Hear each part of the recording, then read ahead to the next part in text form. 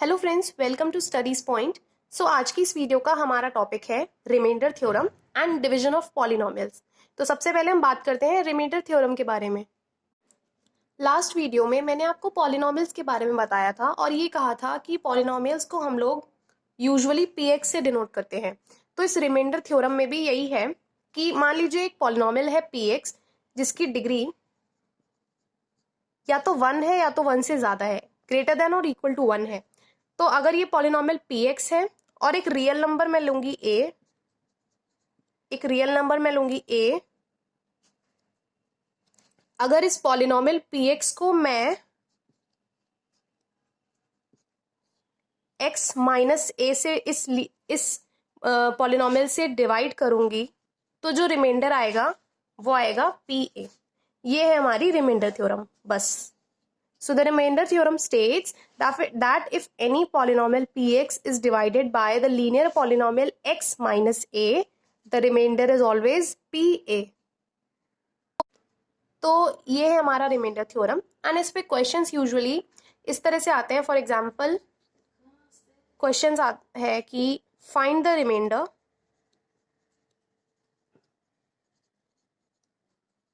When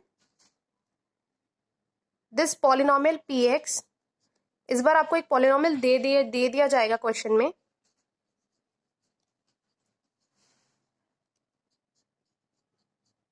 for example ये आपको polynomial given है, आपको रिमाइंडर पता लगाना है जब ये polynomial is divided by x minus 1, यानी मैं इस px पॉलिनोमियल को जब x माइनस 1 से डिवाइड करूंगी तो मेरा रिमाइंडर क्या आएगा। अकॉर्डिंग टू रिमाइंडर थ्योरम इसका रिमाइंडर ये आना चाहिए। ये रिमाइंडर है, आंसर नहीं है। आंसर यानी क्वोशिएंट और रिमाइंडर में फर्क होता है। ये रिमाइंडर है, तो अगर मुझे इस px से मैं इस x माइनस 1 को डिवाइड करूंगी तो मेरा रिमाइंडर क्या आएगा। उसके लिए यहां पर a है, यहां पर 1 है, तो यानी मेरा a सोल्यूशन में पहले मैं a पता लगाऊंगी, मेरा a 1 है। तो कंपेयर करके मैंने देखा कि a 1 आ रहा है, तो reminder is p of a, यानी reminder is p of a, p of 1।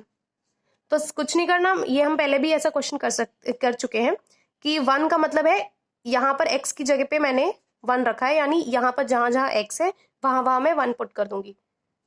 1 की पावर 4 प्लस 1 का क्यूब माइनस 2 इंटू 1 का स्क्वायर प्लस 1 प्लस 1। इसका आंसर आ रहा है 2, यानी द रिमाइंडर इज 2। ये एक शॉर्टकट मेथड है। बेसिकली रिमाइंडर थ्योरम एक शॉर्टकट है कि अगर हमें रिमाइंडर वैसे निकालना होता तो हम डायरेक्टली px को इससे डिवाइड करके हमें पूरा बड़ा सा मेथड सॉल्व करके तब हमें रिमाइंडर पता चलता, लेकिन रिमाइंडर थ्योरम की मदद से हमने 2 स्टेप्स में ये काम कर दिया। तो ये इजी शॉर्टकट है basically. So this is another question. इसमें थोड़ा सा घुमा फिरा के पूछा गया है कि इसमें बोल रहा है कि check if px is equal to 4x cube plus 4x square minus x minus 1 is a multiple of 2x plus 1। तो इसमें पूछा है कि whether this polynomial is a multiple of this polynomial। तो अगर आपको वैसे जानना है कि क्या 15 3 का मल्टीपल है, तो ये हम कैसे पता लगाते हैं। हम 15 को 3 से डिवाइड करके देखते हैं। तो डिवाइड करने पे अगर मेरा रिमाइंडर 0 आ रहा है, इसका मतलब 15 इज अ मल्टीपल ऑफ 3। तो सिमिलरली मैं इस पॉलिनोमियल को इससे डिवाइड करके देखूंगी कि रिमाइंडर 0 है या नहीं है। रिमाइंडर 0 है तो ये इसका मल्टीपल होगा। अब डिवाइड मैं बड़े मेथड से भी कर सकती हूँ, लेकिन जब मेरे पास रिमाइंडर थ्योरम है, शॉर्टकट थ्योरम है, तो मैं वो यूज करूंगी इसमें। अब रिमाइंडर थ्योरम यूज करने के लिए मेरे पास पहले तो px की वैल्यू होनी चाहिए, यानी जो पॉलिनोमियल है जिसको डिवाइड करना है उसकी वैल्यू मैंने यहाँ लिख दी है। उसके बाद मुझे चाहिए a पता लगाना है। तो उसके लिए मैं क्या करूंगी, यहाँ पर मुझे डायरेक्टली तो a उस वाले x माइनस a के फॉर्म में गिवन नहीं है, तो मैं इसको इसमें चेंज करूंगी। कैसे, हम सिंपली इस एक्सप्रेशन को यानी इस पॉलिनोमियल को लिखेंगे और इसको 0 से इक्वेट करेंगे। 0 से इक्वेट करने के बाद हम इसमें x की या जो भी वेरिएबल होगा उसकी वैल्यू फाइंड करेंगे। तो यहाँ पर मेरी वैल्यू आ रही है -1/2। तो यही है हमारा a, जो भी x की वैल्यू आती है वही हमारा a होता है। तो कुछ नहीं करना, हमने पता था कि हमने पढ़ा है कि रिमाइंडर थ्योरम में if any polynomial px is divided by x minus a, जिसमें a हम फाइंड कर चुके हैं, तो the reminder is p of a। तो कुछ नहीं करना है, यहाँ पर p ऑफ P ऑफ -1/2 आपको फाइंड करना है। जहां जहां x है वहां वहां -1/2 रखना है।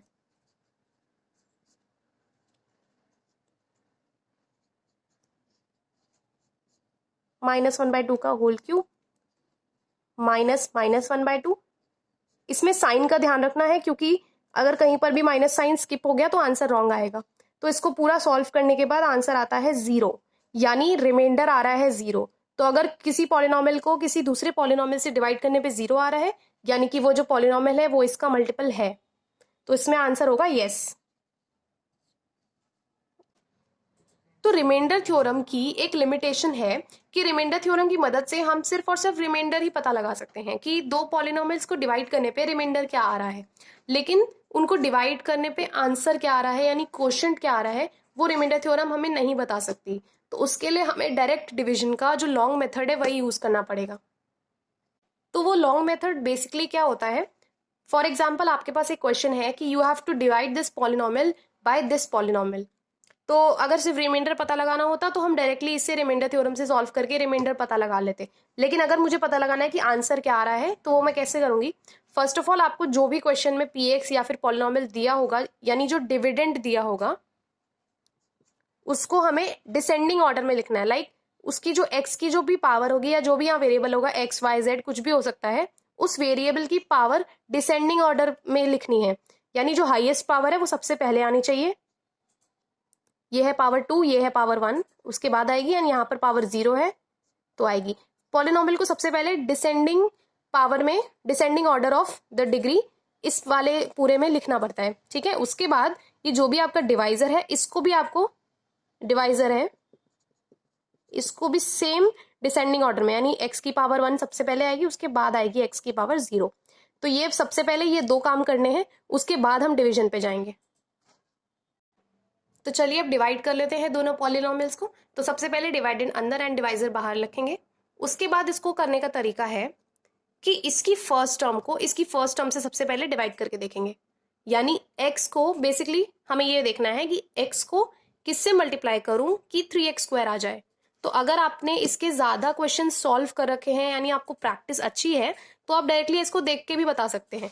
लेकिन अगर आपको ऑन द स्पॉट याद नहीं आ रहा है या फिर अभी आप शुरू शुरू में कर रहे हैं, तो इसे आप चेक करके भी देख सकते हैं कि 3x² को मैं x से डायरेक्टली डिवाइड करके चेक कर लेती हूँ। एक x से एक x कट जाएगा, सिर्फ 3x बचेगा। तो यानी x को अगर मैं 3x से मल्टीप्लाई करूंगी तो मेरा आंसर आता है 3x²। Simple, x into 3x is 3x²। उसके बाद जो भी इसकी सेकेंड टर्म होगी, इधर जो भी सेकेंड टर्म होगी उसको डायरेक्टली इससे मल्टीप्लाई करना है। 1 इंटू 3x इज 3x, और 3x x के नीचे आएगा। जो भी सेम टर्म, हमेशा सेम, अगर जो भी डिग्री होती है उसके नीचे उसी की ही टर्म लिखी जाती है। तो x की पावर 1 है, तो आंसर अगर 1 इंटू 3x इज 3x, तो उसे भी मैं इस x के नीचे ही लिखूंगी। ये दोनों पॉजिटिव थे तो इसलिए यहाँ प्लस का साइन आया है, तो इसको भी इससे मल्टीप्लाई करके यहाँ लिख दिया। उसके बाद यहाँ आपको जो भी साइन दिख रहा है जस्ट उसका उल्टा साइन यहाँ लगाना है। यहाँ प्लस का है तो मैं इसे माइनस कर दूंगी, यहाँ प्लस का है तो इसे भी मैं माइनस कर दूंगी। फिर मैं देखूंगी 3x² माइनस 3x² कैंसल, 0 आया। x minus 3x, x minus 3x कितना आएगा, -2x, -2x। और 1 के नीचे कुछ नहीं है तो ये माइनस का 1 एज इट इज यहाँ पर उतर जाएगा। ठीक है, अब सेकेंड स्टेप में अब इसकी फर्स्ट टर्म देखेंगे इससे। तो x को किससे मल्टीप्लाई करूंगी, -2x आ जाए, तो उसके लिए भी हम चेक करके देख लेते हैं। x को डायरेक्टली इससे डिवाइड करके देख लेते हैं, -2। ठीक है, यानी x को -2 से मल्टीप्लाई करूंगी तो -2x आएगा। ये तो छोटे छोटे हैं इसलिए डायरेक्टली हम वैसे भी ये सॉल्व करने की जरूरत नहीं है, स्टिल चेक करने के लिए आप ऐसा कर सकते हैं। तो x इंटू -2 इज -2x। उसके बाद इसकी सेकेंड टर्म को भी इससे हमें करना पड़ेगा, तो +1 इंटू -2 इज 1 इंटू -2 -2। उसके बाद हमें इन सबके जो भी यहाँ साइन है इसका ऑपोजिट करना है। माइनस है तो प्लस, यहाँ भी माइनस है तो उसका ऑपोजिट प्लस। तो -2x + 2x will be cancelled and -1 + 2 will be 1 +1, यानी सिंपली 1 आया।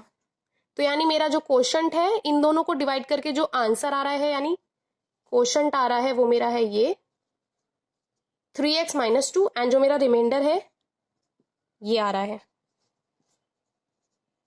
Reminder 1 and quotient 3x-2।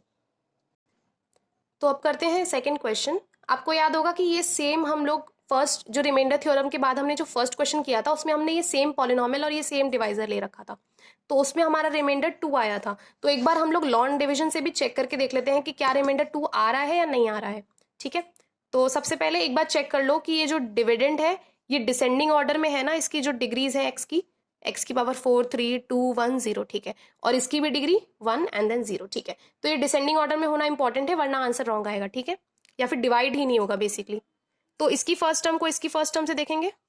X को मैं किससे मल्टीप्लाई करूं कि एक्स 4 आए, x into x cube, x की पावर 1 इंटू एक्स की पावर 3 इज एक्स की पावर 4 हो गया। ठीक है, उसके बाद इसकी सेकेंड टर्म को भी इससे डायरेक्टली कर दो, -1 into x cube is minus x cube, और एक्स क्यूब को एक्स क्यूब के नीचे ही लिखा जाता है, कभी भी दूसरी डिफरेंट पावर्स के नीचे नहीं लिखना, सेम पावर के नीचे सेम।